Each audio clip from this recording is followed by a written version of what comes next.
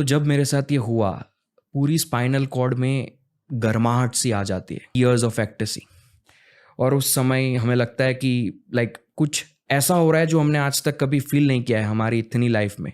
Consciousness जो है वो पीक पे चली जाती है। और जैसे ही जो मास्टर होता है जो आपको शक्ति पाठ दे रहा है, वो जैसे ही अपना अंगूठा हटा लेता है, फिर से we come to the normal life. और उसी वजह से अगर आप देखोगे वीडियोस काफ़ी सारे हैं इंटरनेट के ऊपर, जब लोग शक्ति पाठ देते हैं दूसरों को तो वो रोने लगता है जैसे ही शक्ति पाठ खत्म होता है। वो शक्ति पाठ के अंदर जो हमें एनर्जी फील होती है वो अचानक से हमसे छीन ली गई। तो वी स्टार्ट क्राइंग। और फिर वहाँ से हमें मोटिवेशन मिलता है कि अब हमें फिर से वो चीज़ हासिल करनी है जो साधना हमें वो मास्टर सिखाते हैं उसकी मदद से। So that just a demo. एक बच्चे को खिलौना दिया है, फिर वो खिलौना ले लिया गया, वो बच्चा क्रॉल करते हुए उस खिलौने को लेने के लिए आएगा, तो वो होता है शक्तिपट। तो मेरे साथ ये हुआ 13-14 साल में जब मैं था। फिर हुआ ये कि लाइफ में अप्स एंड डाउन्स आने लगे। अब हम टीनेज में होते हैं तो हमारे साथ काफ़ी सारी चीज़ें लाइफ में होती है। एक मिनट ज़ील भाई, एक मिनट। इन सारी चीज़ों के बारे में बातें करनी है, उसके पहले मैं आपके 0 to 13 ईयर्स के बारे में कुछ बात करना चाहूँगा।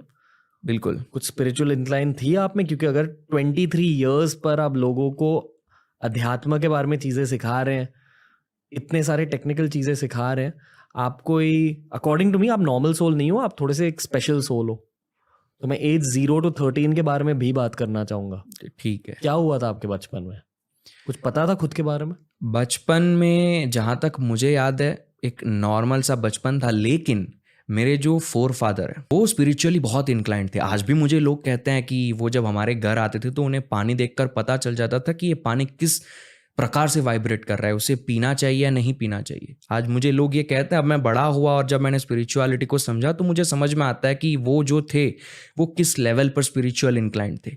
तो मुझे कहीं ना कहीं जब मैं 0 to 13 ईयर्स के ग्रुप में, एज ग्रुप में था, तो मुझे कहीं ना कहीं लगता है कि उस समय मुझे वो चीज़ अंदर से कुछ ना कुछ फील करवा रही थी। तो मैं भक्ति पर्सपेक्टिव से उस समय कंप्लीटली चीज़ों को समझता था, लेकिन स्पिरिचुअलिटी में इतना इंक्लाइंड नहीं था उस समय। क्या होता है भक्ति पर्सपेक्टिव?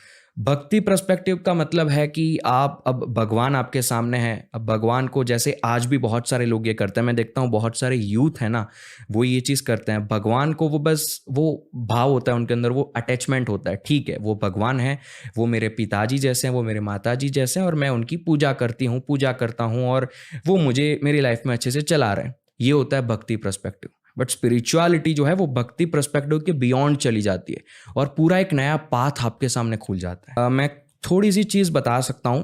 तो वो बिलोंग करते थे सिख रिलीजन से, बट उस समय इतना आइडिया कोई होता नहीं था, मुझे पता ही नहीं था कि स्पिरिचुअलिटी होती क्या है।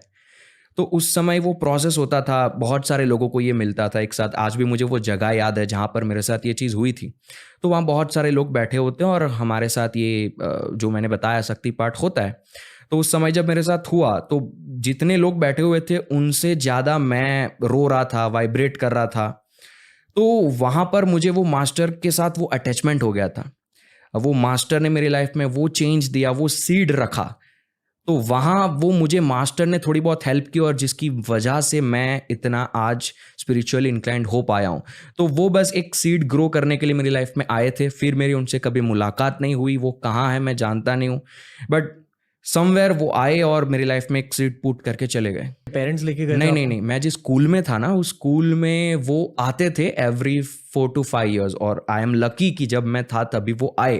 वो सिलेक्ट करते थे कुछ लोगों को और वो बिठा देते थे मेडिटेशन सिखाने के लिए, और जिनको लगता था कि हाँ ये कैपेबल है तो वो उन्हें आगे, इसे नामदान कहा जाता है सिख रिलीजन के अंदर। हम जिसे दीक्षा कहते हैं, इनिशिएशन कहते हैं, उसे नामदान कहा जाता है। तो नामदान वो कुछ लोगों को देते हैं। आई एम लकी कि मुझे उस समय मिला। सिख रिलीजन में भी एक स्पिरिचुअल एस्पेक्ट होता है? हाँ, सिख रिलीजन में स्पिरिचुअल एस्पेक्ट कैसे होता है, जैसे मैं आपको थोड़ा सा समझाता हूँ। जैसे हमारे यहाँ मंत्र होते हैं तो उनके शब्द होते हैं। शब्द या शब्द क्या कहा जाता है, sorry if I am mispronouncing it, but शब्द योग कहा जाता है इसे, जहाँ पर वो वर्ड्स देते हैं। जैसे हमारे पास मंत्र है त्रयंबकम यजामहे, गायत्री मंत्र है, ओम नमः शिवाय है, लेकिन उनके बस एक वर्ड्स होते हैं। बस वो एक वर्ड्स आपको देते हैं। देयर आर 5 वर्ड्स, ये 5 वर्ड्स आपके हैं, ये 5 वर्ड्स आप अपने हिसाब से जब ध्यान कर रहे हो तो बोलो। बीज मंत्र होते हैं?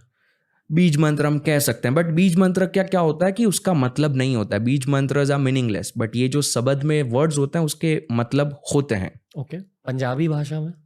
हाँ, ओके। पंजाबी